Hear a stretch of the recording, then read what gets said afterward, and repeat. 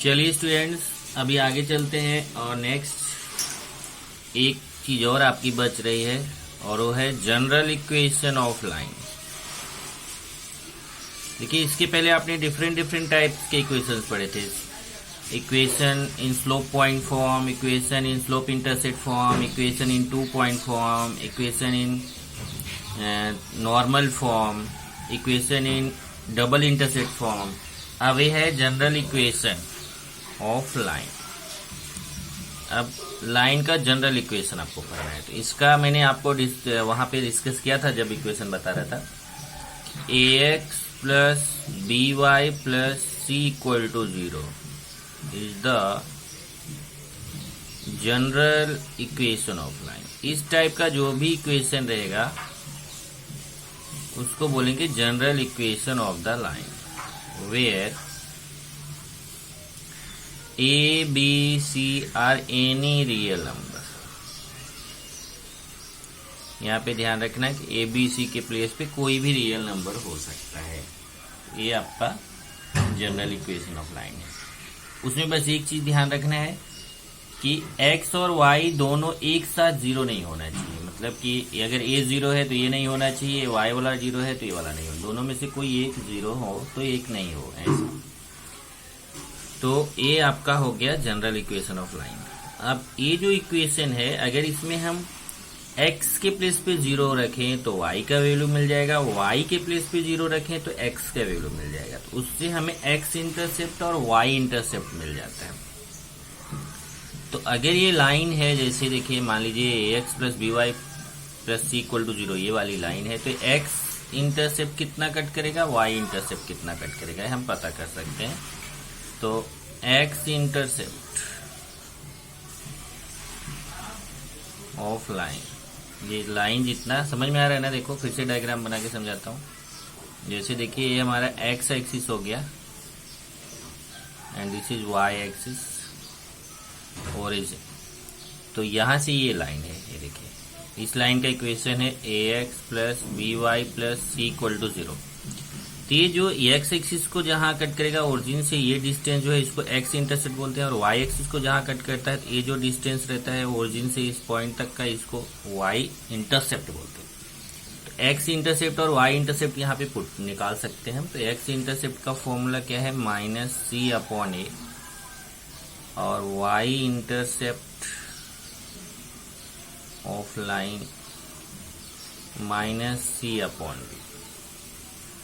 इस तरीके से x इंटरसेप्ट का फॉर्मूला हो गया -c/a, y इंटरसेप्ट का -c/b। और ये जो लाइन है, इस लाइन का स्लोप फाइंड कर सकते हैं। Slope of line -a/b। इस लाइन का स्लोप फाइंड कर सकते हैं -a/b। तो ये जरा देखिए, स्लोप का सबसे ज्यादा यूज होता है, ये दोनों का तो चल जाता है। मान लो आप x की वैल्यू और y की वैल्यू 0 पुट करके इसको फाइंड कर सकते हैं। इसका सबसे ज्यादा यूज है स्लोप ऑफ लाइन। इस लाइन का स्लोप तो कैसा होता है, x का जो कोफिशिएंट है अपॉन y का कोफिशिएंट, और ये माइनस x का कोफिशिएंट अपॉन y का कोफिशिएंट। ये हो गया स्लोप ऑफ लाइन। ये 3 फॉर्मूला हो गया आपका जनरल इक्वेशन ऑफ लाइन है।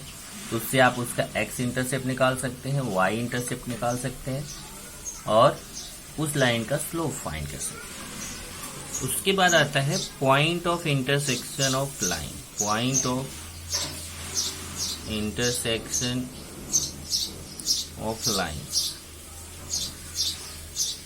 तो अगर मान लीजिए 2 लाइन्स है, तो एक लाइन है a1x plus b1y plus c1 equal to 0, और दूसरा है a2x plus b2y plus c2 equal to 0। इन दोनों लाइंस का पॉइंट ऑफ इंटरसेक्शन फाइंड करना है।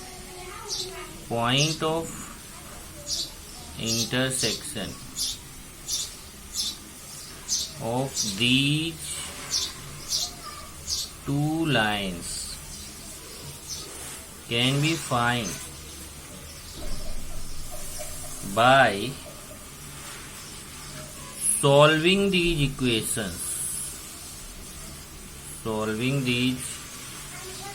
equations simultaneously। इसका क्या मीनिंग हुआ, जैसे देखिए ये एक लाइन ऐसे है और ये दूसरी लाइन है।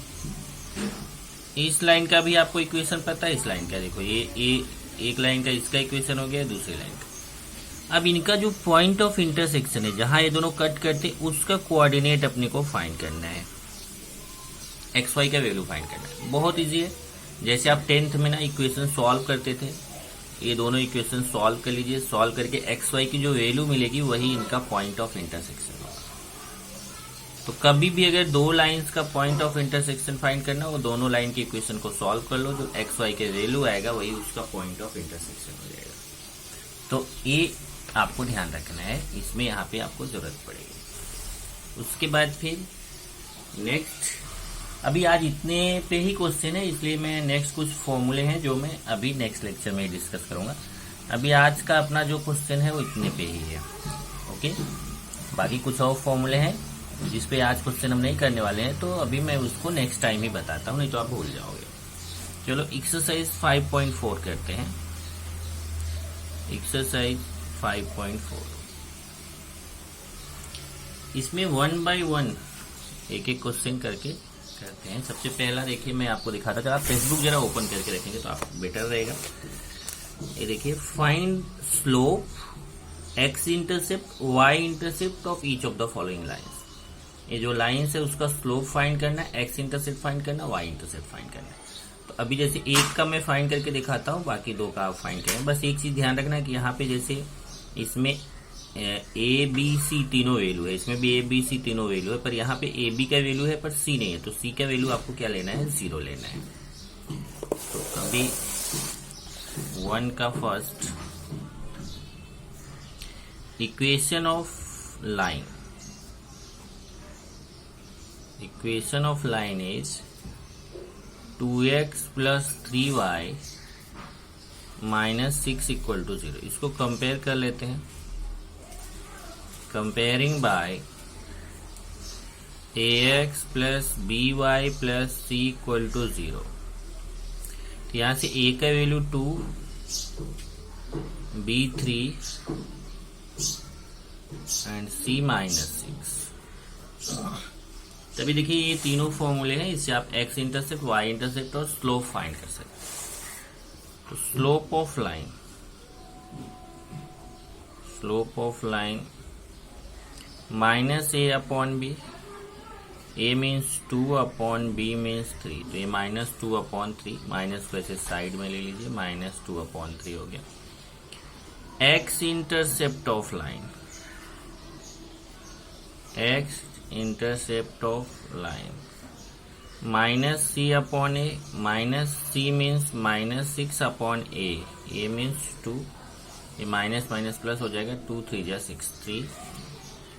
Similarly y intercept of line -c/b, -c means -6/b means 3, ये माइनस माइनस प्लस 3 2 जा 6 2। इस लाइन का स्लोप हो जाएगा -2/3, x इंटरसेप्ट 3, y इंटरसेप्ट 2। इसी तरीके से आप इसका b और c, ये मैं आपको होमवर्क दे देता हूँ, आप कर सकते हैं। उसके बाद क्वेश्चन नंबर 2, क्वेश्चन नंबर 2 देखते हैं क्या है। Right each of the following equations in ax + by + c = 0। ये देखो, ये इस फॉर्म में लिखना है, आपने 10th में ऐसा क्वेश्चन किया हुआ है। इसको देखो आप ax + by + c = 0 के फॉर्म में लिखेंगे कैसे। ये y को इधर ले लो, तो 2x - y, देखिए 2x - y - 4 = 0। इसको लिखना y = 4, यहाँ x वाला टर्म नहीं है, तो 0x + y - 4, इधर देखिए यहाँ x वाला टर्म नहीं है तो 0x लेंगे, 0x + y और 4 इधर आएगा, -4 = 0। यहाँ देखिए क्रॉस मल्टीप्लाई करेंगे, 4x + 2y/8 = 1, फिर 8 उधर चला जाएगा, तो 4x + 2y = 8 हो जाएगा, फिर 4x + 2y - 8 = 0। यहाँ पे भी ऐसे ही 2x - 3y/6 = 0, तो 2x - 3y, 6 उधर जाके मल्टीप्लाई होगा, 0 हो जाएगा, तो 2x - 3y = 0।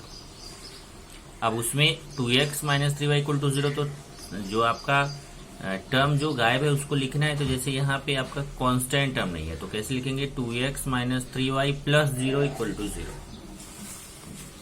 कि आपका ax plus by plus c equal to 0 का फॉर्म है। So that these lines are parallel to each other. अब इनको हमें पैरेलल प्रूव करना है। Question number 3,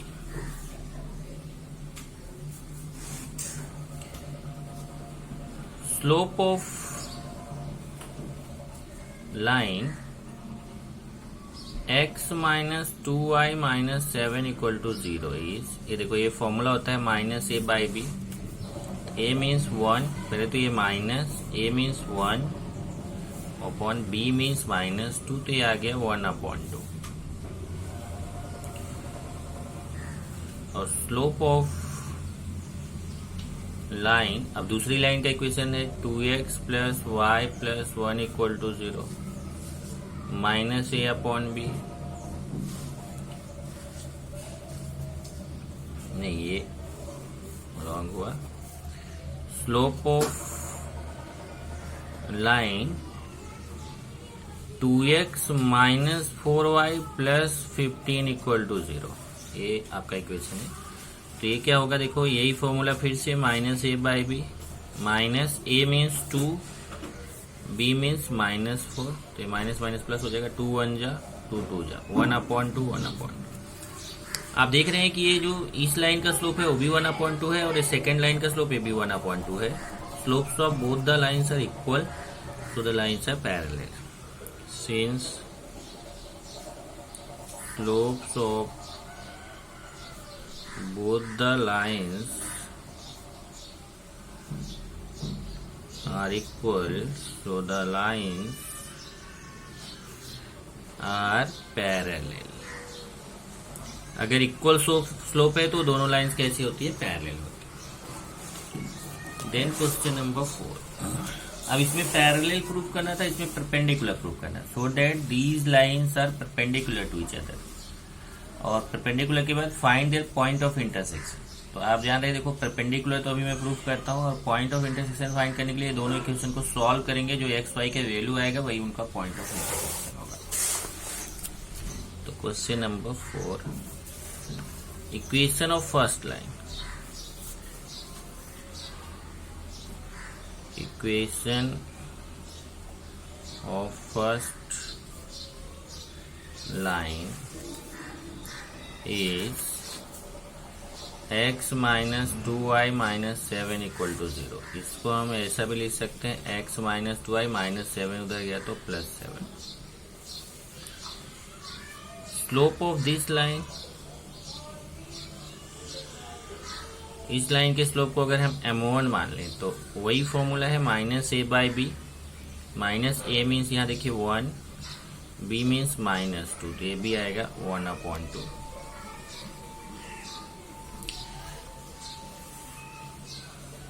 equation of second line, equation of second line is, अब सेकेंड लाइन का equation है 2x plus Y plus 1 equal to 0। इसको भी कांस्टेंट टर्म को उधर लेके जाइए, 2x plus Y equal to minus 1 equation 2। इसका भी स्लोप फाइंड कर लेते हैं। स्लोप ऑफ दिस लाइन, उसको अगर हम m2 सपोज करें तो उसका भी फॉर्मूला वही है minus A by B. Minus A means 2 upon B means 1, तो ये आएगा माइनस 2। अब m1 हो गया 1 अपॉन 2, m2 माइनस 2, दोनों को मल्टीप्लाई करते हैं, m1 इंटू m2। m1 के वैल्यू 1 अपॉन 2, m2 माइनस 2, तो माइनस 2 अपॉन 2 माइनस 1 आएगा। तो आप जानते हो, आपको पहले ही कंडीशन बताया गया, if m1 equal to m2, if m1 equal to m2 then lines are parallel, and if m1 into m2 equal to minus 1 then the lines are perpendicular. Since m1 into m2 equal to minus 1 then the lines are perpendicular। तो एक तो आपने यहाँ पे proof कर दिया कि lines कैसी हैं, परपेंडिकुलर हैं। उसके बाद फिर आपको इनका पॉइंट ऑफ इंटरसेक्शन फाइंड करना है, तो ये दोनों इक्वेशन सॉल्व कर लीजिए, आपको पॉइंट ऑफ इंटरसेक्शन मिल जाएगा। कैसे सॉल्व करेंगे, यहाँ से देखिए x minus 2y equal to 7 है, यहाँ 2 से मल्टीप्लाई करो, तो multiplying equation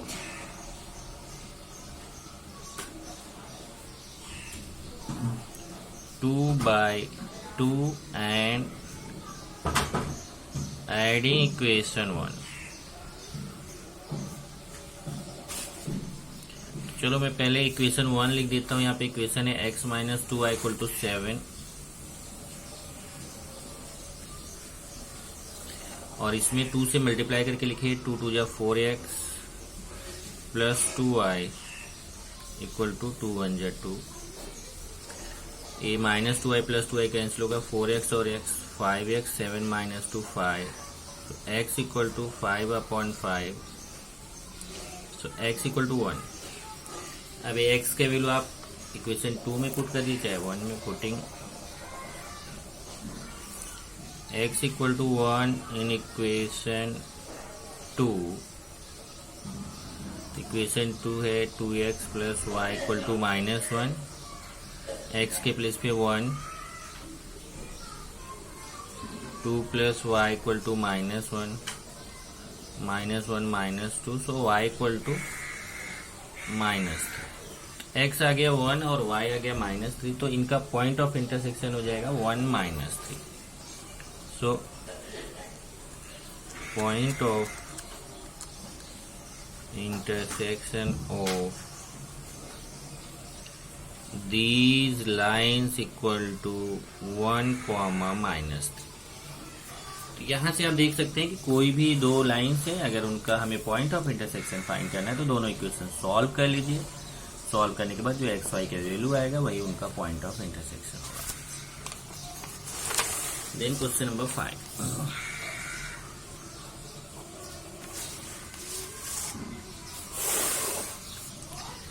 If the line makes a triangle of area 24 square unit with the coordinate axis, then find the value of P। ये क्वेश्चन नंबर 5 है। क्वेश्चन क्या है देखिए जरा।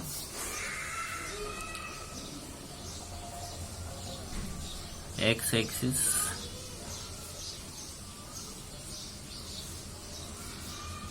वाई एक्सिस ओरिजिन और ये लाइन। ये लाइन का इक्वेशन आपको गिवन है। लाइन का इक्वेशन क्या है, 3x plus 4y equal to पी। इस लाइन का इक्वेशन दिया गया और ये जो यहाँ पे ट्रायंगल बनाता है, मान लेते हैं ये पॉइंट ए है और ये पॉइंट बी है। यहाँ पे एक ट्रायंगल बन रहा है ना, ओ A B.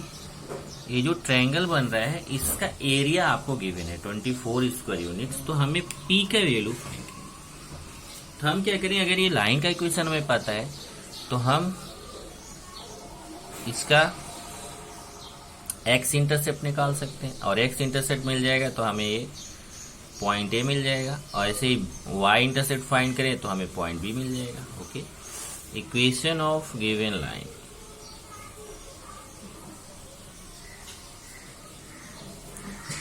Three x plus 4y plus p equal to 0, नहीं equal to p, sorry 3x plus 4y equal to पी। पी को इधर ले लीजिए, 3x plus 4y minus p equal to 0। इसको कंपेयर कर लेते हैं। Comparing by ax plus by plus c equal to 0, a equal to 3, b 4 and c minus b। चलिए एक्स इंटरसेप्ट निकाल लेते हैं। X intercept minus c upon a, minus c means minus p upon a means 3, तो P upon 3 हो गया। और Y intercept find करते हैं। Y intercept equal to minus c upon b, minus c means minus p upon B means 4, तो ये हो जाएगा p/4। तो देखिए एक्स इंटरसेप्ट हमें p/3 मिल गया, तो इसका कोऑर्डिनेट हो जाएगा p/3 0, और y इंटरसेप्ट आपको p/4 मिला तो इसका b का कोऑर्डिनेट हो जाएगा 0 p/4। So point on x axis equal to a p/4 0 and point on y axis equal to b 0 p/4। एक मिनट, यहाँ ये p/3 है, p/3 x एक्सिस का पॉइंट है p/3 0 और इसका b 0 p/4। अब मान लो हमें पॉइंट की जरूरत भी नहीं थी, ये देखो ये तो आपको निकालने की जरूरत भी नहीं थी। जब x इंटरसेप्ट मिल गया, y इंटरसेप्ट मिल गया, तो इसका मतलब OA हो गया कितना, OA p/3 हो गया, OB p/4 हो गया। तो OA equal to p/3, OB equal to p/4। अब ये p/3 हो गया, p/4 हो गया, तो area of this triangle is half base into height. तो area of triangle BOA equal to half into base into height. और ये एरिया अपने को 24 पता है, 1/2, बेस कितना है p/3, हाइट कितना है p/4। अब ये हो जाएगा 24 इक्वल टू p²/24। यहाँ से आ जाएगा p² equal to 24² taking square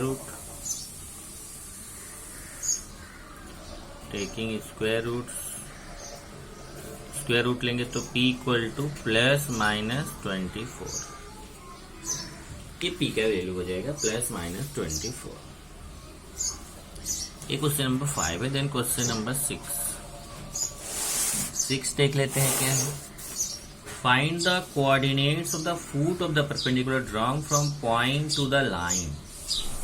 ये पॉइंट से इस लाइन पे जो परपेंडिकुलर ड्रॉ करेंगे उसकी फुट का आपको कोऑर्डिनेट फाइंड करना है। जैसे मैं डायग्राम से समझाऊंगा तो आपको समझेगा। ये देखिए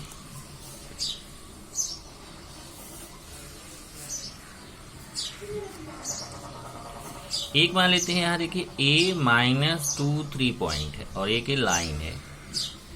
इस लाइन का इक्वेशन है 3x - y - 1 = 0। यहाँ से मैं इस पे परपेंडिकुलर ड्रॉ करता हूँ। ऐसे देखिए ये परपेंडिकुलर मान लेते हैं, परपेंडिकुलर है। यहाँ पे नाम कुछ नहीं दिया है तो अभी हम इसको नाम दे देते हैं P। तो हमें ये P का कोऑर्डिनेट फाइंड करना है। तो ये लाइन है, यहाँ पे पॉइंट है, इस पॉइंट से इस पे परपेंडिकुलर ड्रॉ किया गया है। तो ये परपेंडिकुलर में जो पॉइंट P जहाँ जाके मिलता है इसका फुट है। तो ये हमें P का कोऑर्डिनेट अपने को फाइंड करना है। तो इसका क्या पूरा तरीका होगा वो देखिए। पहले तो इक्वेशन ऑफ लाइन है। Equation of line is 3x - y - 1 = 0। Okay. अब देखिए जब इस लाइन ये लाइन जो है 3x - y - 1 = 0, इसको थोड़ा सा हम अगर ऐसे कर दें तो 3x - 1 को उधर लेके चले जाए तो 3x - y = 1, ये हमारा इक्वेशन 1 हो जाएगा। इस लाइन का हम स्लोप फाइंड कर सकते हैं। कैसे? Slope of this line, slope of this line is -a/b होगा। तो -a मीन्स 3/b मीन्स -1, तो ये हो जाएगा 3/1। इस लाइन का स्लोप कितना हो गया? 3/1।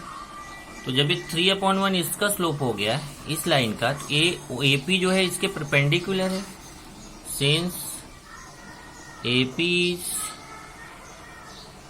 Perpendicular to this line. और आपको अभी पिछले लेक्चर में बताया था कि AP का स्लोप तब आप फाइंड कर सकते हैं। सो स्लोप ऑफ AP इसके परपेंडिकुलर है तो उसका स्लोप फाइंड कर सकते हैं। कैसे बताया था? Reciprocal sign change. अगर इसका 3/1 है तो इसका 1/3 कर दीजिए, और ये प्लस है तो माइनस कर दीजिए। रेसिप्रोकल मतलब उल्टा कीजिए और प्लस का माइनस, अगर माइनस रहता तो प्लस कर देते। ओके। तो 3/1 का 1/3 प्लस है तो माइनस। ये AP का स्लोप पता चलेगा। अब देखिए अगर AP का हमें स्लोप पता है तो हम AP का इक्वेशन फाइंड कर सकते हैं, क्योंकि स्लोप भी पता है। देखो इस AP पे पॉइंट भी पता है, तो स्लोप पॉइंट फॉर्मूले से हम इसका इक्वेशन फाइंड कर सकते हैं। सो इक्वेशन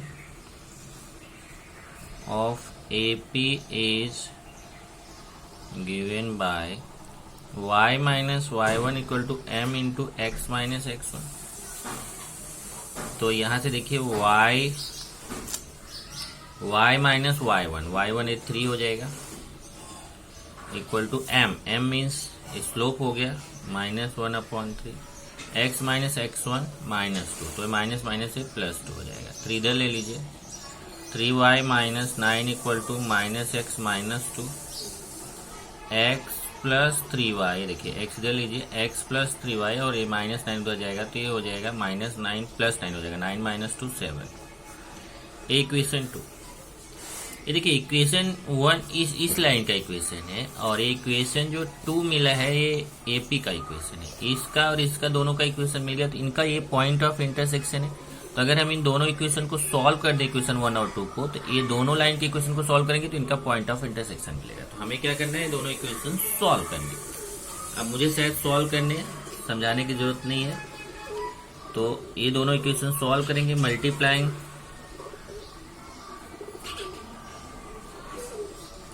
इक्वेशन 1/3, इसको 3 से मल्टीप्लाई करिए तो 9x multiplying 3 and adding equation 2, adding equation 2 मतलब इक्वेशन 1 में 3 से मल्टीप्लाई करना और फिर इक्वेशन 2 को ऐड कर देना। चलिए इसमें 3 से मल्टीप्लाई करते हैं, 9x minus 3y equal to 3, 9x minus 3y equal to 3। इसमें इसको ऐड करना है इक्वेशन 2 को, x plus 3y equal to 7। अब यहां से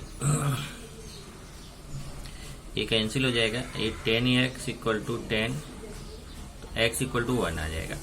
अब ये x इक्वल टू 1 आप किसी भी इक्वेशन में पुट कर दीजिए, मान लीजिए 2 में पुट कर सकते हैं। तो पुटिंग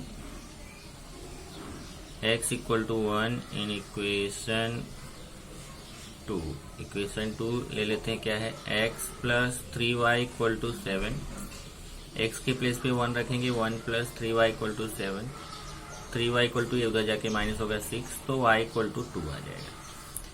तो जो आपको ये देखिए परपेंडिकुलर का ये फुट फाइंड करना था, उसका कोऑर्डिनेट पता चल गया कितना, 1 2। तो आप लिखेंगे so the coordinate of the foot of the perpendicular, coordinate of the foot of the perpendicular equal to 1, 2, 1, 2। एक क्वेश्चन नंबर हो गया 6। अब क्वेश्चन नंबर 7 देखिए क्या है, Find the coordinates of the circumcenter of the triangle whose vertices are।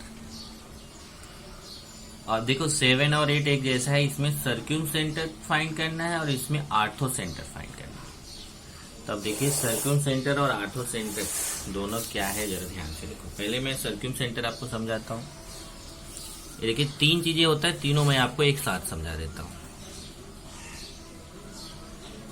सर्क्यूमसेंटर, दूसरा है आर्थोसेंटर, तीसरा है इन सेंटर और एक चौथा भी है सेंट्रॉइड। ये देखिए 4 होता है। सर्क्यूम सेंटर क्या होता है, जैसे देखिए ये 2 ट्रायंगल्स हैं, एक ट्रायंगल है आपका ABC, इसका परपेंडिकुलर बाइसेक्टर, कोई भी 2 साइड का परपेंडिकुलर बाइसेक्टर ड्रॉ करो। वैसे तो तीनों साइड का देखिए, जैसे BC का परपेंडिकुलर बाइसेक्टर ड्रॉ कर दिया और मान लो एक AC का परपेंडिकुलर बाइसेक्टर ड्रॉ कर दिया, ऐसे इसका भी ड्रॉ कर सकते हो, इसका भी देखिए। ये तीनों परपेंडिकुलर बाइसेक्टर्स जहां जाके मिलते हैं, ये परपेंडिकुलर बाइसेक्टर्स जहां पे जाके मिलेंगे उसको बोला जाता है सर्क्यूम सेंटर। इसको हम मान लो O से रिप्रेजेंट करें।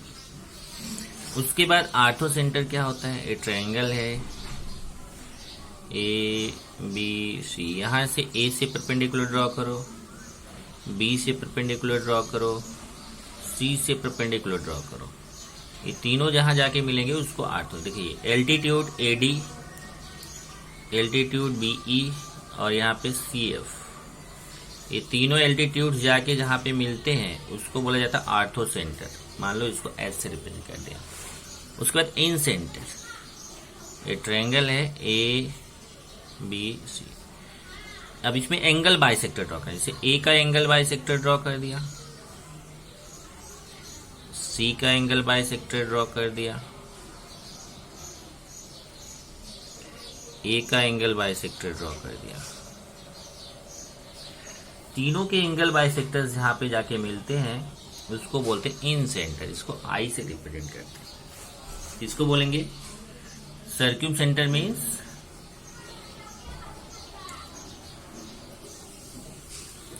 Point of intersection of perpendicular bisectors. Orthocentre means point of intersection of altitudes.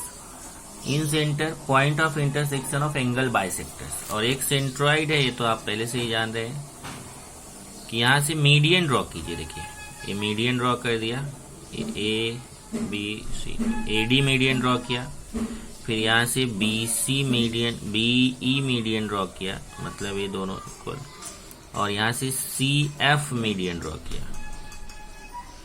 अब आप देख रहे होगे कि ये दोनों में क्या फर्क है। तो इसमें ये परपेंडिकुलर नहीं है, ये केवल मिड पॉइंट है, और यहाँ ये परपेंडिकुलर भी है और मिड पॉइंट भी है। ये ए से जाएगा ऐसा जरूरी नहीं, लेकिन ये यहाँ से आएगा। तो ये आपने जब मीडियंस ड्रॉ कर दिया, AD median, BE median, CF median, तीनों मीडियंस जहां जाके कट करते हैं उसको सेंट्रॉइड बोलते हैं, सेंट्रॉइड जी। तो यहाँ हमें कौन सा फाइंड करना है? नेक्स्ट क्वेश्चन में जो 7th क्वेश्चन है उसमें हमें सर्क्यूम सेंटर फाइंड करना है। तो कैसे फाइंड करेंगे? देखिए 7th, ए आपका लेट एबीसी ट्रायंगल दिया गया है। देखो ए है -2 3, बी 6 -1, सी 4 3। यहां मैं बना देता हूं ट्रायंगल ए बी सी। ए हो गया -2 3, बी 6 -1 और सी 4 3। अब हमें इसका परपेंडिकुलर बाइस, कोई भी दो साइड का, तीनों का नहीं। मान लो हम बीसी का परपेंडिकुलर बाइसेक्टर ड्रॉ कर दें। ये देखिए ये परपेंडिकुलर बाइसेक्टर हो गया बीसी का, और मान लो हमने एसी का, आप चाहे तो एबी का भी कर सकते हैं, कोई भी दो का करें। ये परपेंडिकुलर बाइसेक्टर हो गया, इसको मान लो एल हो गया, इसको एम। ये दोनों परपेंडिकुलर बाइसेक्टर्स जहां पे जाके मिलेंगे वो हमारा हो जाएगा सेंटर। हमें करना क्या है? हमें ये जो परपेंडिकुलर बाइसेक्टर है ना, इसका इक्वेशन फाइंड करना है। इस वाले परपेंडिकुलर बाइसेक्टर एम का इक्वेशन, एल का और एम का इक्वेशन फाइंड कर लें। फिर दोनों को जब हम सॉल्व करेंगे दोनों इक्वेशन के, तो इनका पॉइंट ऑफ इंटरसेक्शन मिल जाएगा, तो वही हो जाएगा सर्क्यूम सेंटर। अब इसका परपेंडिकुलर बाइसेक्टर फाइंड करने के लिए आपको क्या करना पड़ेगा? सबसे पहले यहाँ से ये मिड पॉइंट फाइंड करिए। देखिए मिड पॉइंट फॉर्मूला से मिड पॉइंट फाइंड कीजिए, और उसके बाद ये परपेंडिकुलर है तो इसका स्लोप फाइंड करिए, इसके परपेंडिकुलर का स्लोप फाइंड कीजिए, और फिर इसका इक्वेशन मिल जाएगा। ऐसे ही देखिए, जैसे मैं यहाँ पे दिखाता हूँ, slope of a b, slope of b c, slope of b c, तो क्या होगा? y2 - y1 upon x2 - x1। तो यहाँ से देखिए 3 -1 3 + 1 4 - 6, तो 3 + 1 4 - 6, 4 अपॉन -2, ये हो गया -2 अपॉन 1। तो BC के परपेंडिकुलर L है, since L is perpendicular to BC, so slope of perpendicular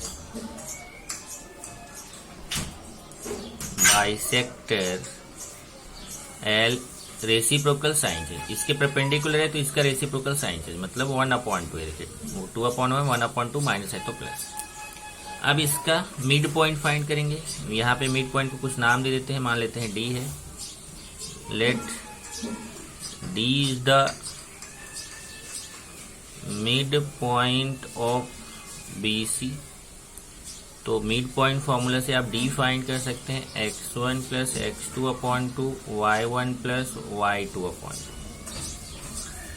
अब यहाँ से देखिए a आपका हो जाएगा 6 + 4/2 और -1 + 3/2।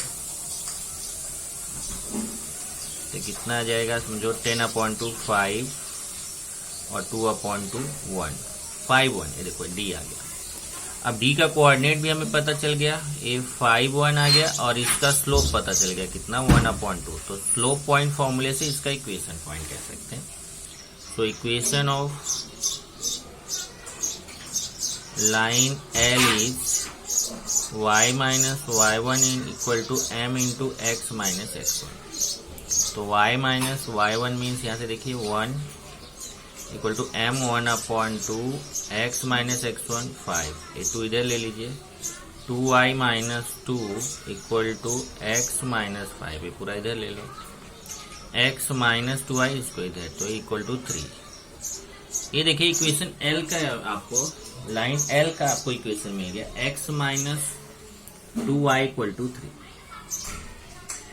ऐसे ही जैसे मैंने देखिए ये पूरा प्रोसेस किया, हमने L का इक्वेशन फाइंड किया, ऐसे ही आप भी करिए। पहले ये मिड पॉइंट यहाँ ई नाम दे दो, मान लो ये देखो, यहाँ पे पहले इसका स्लोप फाइंड करो, AC का जितना आएगा उसका रेसिप्रोकल साइन चेंज करोगे तो M का स्लोप मिल जाएगा। फिर मिड पॉइंट फॉर्मूला लगा के E का फाइंड कीजिए, फिर आप स्लोप पॉइंट फॉर्मूले से इक्वेशन फाइंड कर लीजिए, तो आपको इक्वेशन 2 मिलेगा। फिर दोनों इक्वेशन को सॉल्व करिए, सॉल्व करेंगे तो एक्स वाई का वैल्यू मिलेगा। ये दोनों इक्वेशन सॉल्व करके जो एक्स वाई का वैल्यू मिलेगा वही ओ का, ये जो जहां दोनों इंटरसेक्शन पॉइंट ऑफ इंटरसेक्शन ओ का आपको कोऑर्डिनेट मिल जाएगा। 8th क्वेश्चन अगर आप देखेंगे तो 8th में एल्टीट्यूड है, देखो ऐसे, ये आपका ए है 3 माइनस 2b 7 6 c माइनस 1 2।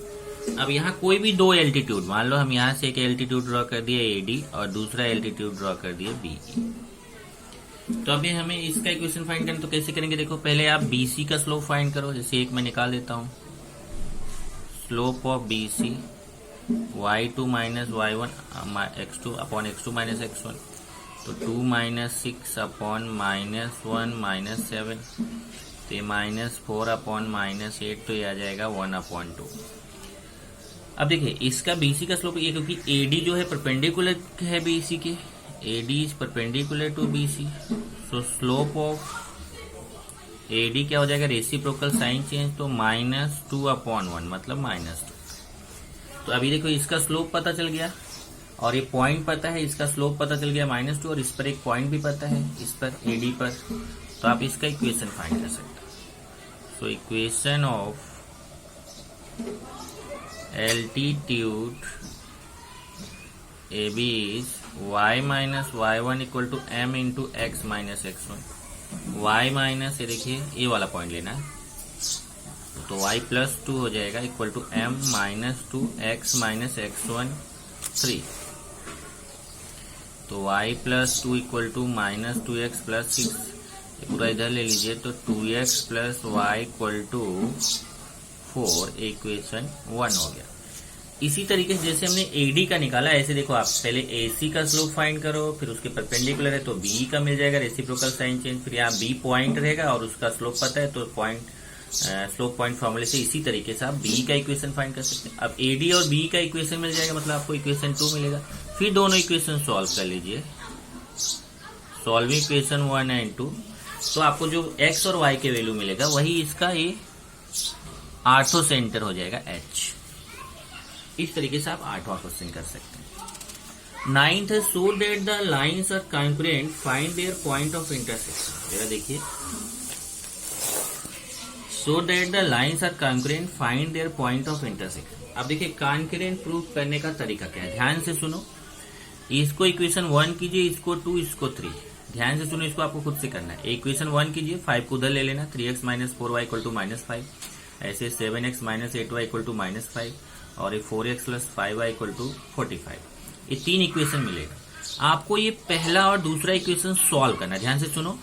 जब आप पहला और दूसरा इक्वेशन सॉल्व करोगे तो आपको ये देखिए, आपका फर्स्ट इक्वेशन है, सेकंड है, थर्ड है, तो जब आप फर्स्ट और सेकंड इक्वेशन सॉल्व करोगे तो आपको उनका पॉइंट ऑफ इंटरसेक्शन मिल जाएगा, मतलब आपको एक्स वाई का वैल्यू मिलेगा, इन दोनों लाइंस का पॉइंट ऑफ इंटरसेक्शन मिल जाएगा।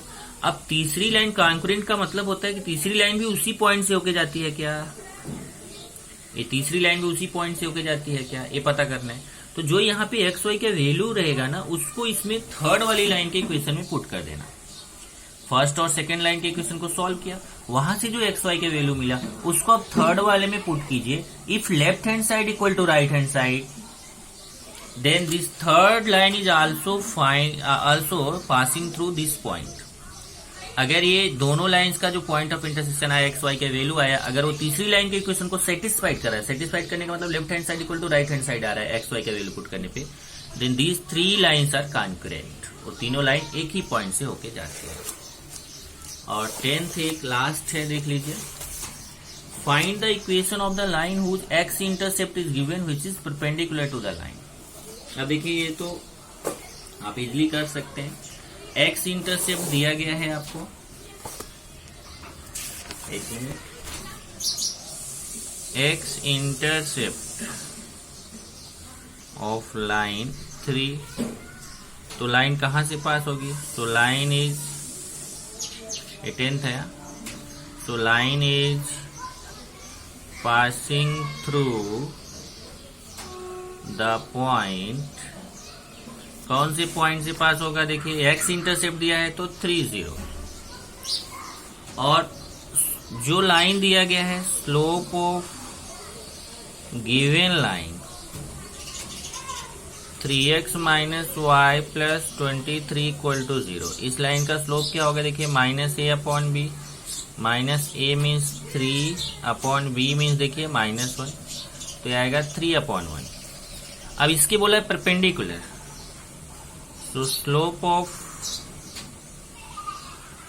परपेंडिकुलर लाइन, इसके परपेंडिकुलर लाइन का स्लोप क्या होगा, रेसिप्रोकल साइन चेंज, 3/1 है तो 1/3 और प्लस है तो माइनस। अब देखिए, सो equation of line having slope -1/3 and passing through the point 3 0। अब देखिए स्लोप है और एक पॉइंट से पास होता है, तो m हो गया, x और y1 हो गया, तो क्या होगा y minus y1 equal to m into x minus x1, तो y minus y1 means 0, m means -1/3, x minus x1 means 3, ये 3 इधर ले लो, 3y equal to -x plus 3, और ये पूरा इधर ले लो तो ये हो जाएगा x plus 3y plus -3, x plus 3y -3, sorry, x plus 3y -3 equal to 0। ये आपका लाइन का इक्वेशन है। इस तरीके से 10 तक के क्वेश्चन एक जैसे थे, तो मैंने आपको 10 तक का क्वेश्चन बता दिया है। अब आपको 11th क्वेश्चन से हम लोग नेक्स्ट लेक्चर में करेंगे।